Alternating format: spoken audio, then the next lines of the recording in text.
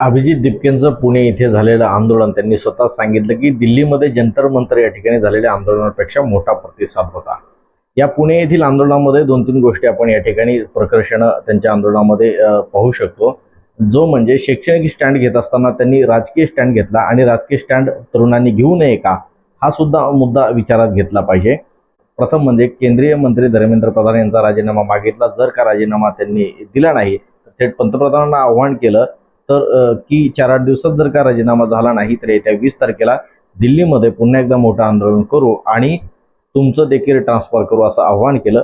दुसरा मुद्दा, मुख्यमंत्री देवेंद्र फडणवीस यांनी अराजकता पसरवणारं आंदोलन म्हणून दिल्लीच्या आंदोलनावर त्यांनी प्रतिक्रिया दिली होती। याला सुद्धा धरून देवेंद्र फडणवीसांना त्यांनी उत्तर दिलं की तसं जर असेल तर बाबासाहेब आंबेडकरांचं पुस्तक घेणं आणि जय भीमच्या घोषणा देणं हे काही अराजकता आहे का?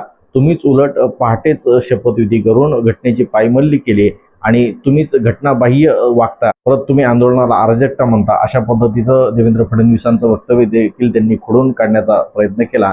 आणि तिसरी गोष्ट म्हणजे गेली 12 वर्षे या देशामध्ये हिंदू मुस्लिम असं राजकारण चाललेलं आहे आणि त्यातून स्वतःच्या तुंबड्या भरण्याचं काम जे चालू आहे ते थांबलं पाहिजे। इथून पुढे हिंदू मुस्लिम चालणार नाही। हम सब एक हैच्या घोषणा देत, जय भीमच्या घोषणा देत, छत्रपती शिवाजी महाराज की जय अशा घोषणा देत आपण सर्व एक आहोत।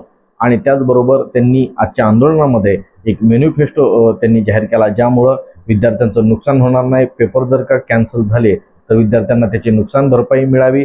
त्याचबरोबर जर का नीट फुटीसारखे पेपर फुटीचे प्रकरण झाले तर प्रत्येक विद्यार्थ्याला त्याची नुकसान भरपाई म्हणून 10,000 रुपये मिळावेत आणि हाताने लिहिलेले पेपर स्कॅन करून तपासले जाऊ नयेत, अशा पद्धतीच्या मुख्य मागण्या देखील त्यांच्या मॅनिफेस्टोमध्ये त्यांनी मांडलेल्या आहेत। पुणे येथे झालेलं अभिजित दिपके, कॉकरोच जनता पार्टी आणि एकंदरीत आंदोलन याबद्दल आपलं मत काय आहे ते नक्की कमेंट करून कळवा। समाजातील विविध घडामोडी जाणून घेण्यासाठी सबस्क्राईब करा सांगावा, पाहत रहा सांगावा।